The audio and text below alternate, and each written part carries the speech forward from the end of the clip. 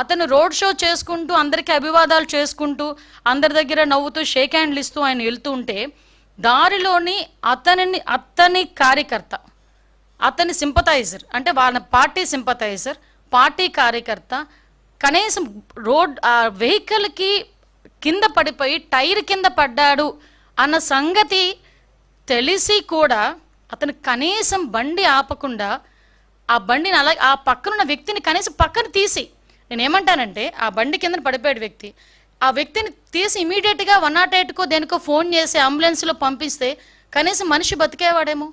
ఎంత అంటే దాన్ని ఏ పదాలు ఉపయోగించుకోవాలో కూడా అర్థం కావట్లేదండి. ఎంత నిరంకుశంగా, కనీసం దయ జాలి లేకుండా ఆ వ్యక్తిని అలాగే ఈడ్చి ముళ్ళ పొదల్లో పడేశారు.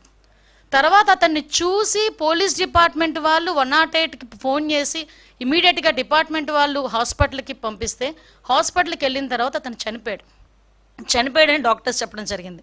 కనీసం అతను ఆ కార్ కింద పడిన తర్వాత అయినా ఇమీడియట్గా హాస్పిటల్కి పంపించి ఉంటే ఆ మనిషి బతికేవాడు కదా. అంటే ఇంత దారుణంగా, ఇంత దాన్ని ఏమంటారంటే కనీసం జాలి దయ లేకుండా కూడా మనుషులు ఉంటారా? మనిషి జన్మకి ఒక అర్థం ఉంటుంది. దేనంటే ఒక జాలి దయ ఎమోషన్స్ ఇవన్నీ ఉంటాయి.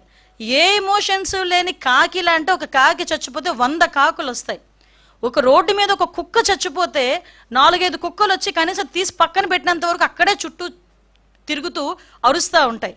అలాంటిది సాటి మనిషి, దట్టు వైసీపీ కార్యకర్త, నీ మీటింగ్ గురించి, నీ ర్యాలీ గురించి నువ్వు పిలిస్తే వచ్చినవాడు, దళితుడు, నీ కారు కడ్డంగా నీ కారు టైర్ కింద నలిగిపోతే తీసి హాస్పిటల్కి తీసుకెళ్ళగలిగే లేనంత దౌర్భాగ్యమైన పరిస్థితిలో ఈరోజు జగన్మోహన్ రెడ్డి ఉన్నాడా?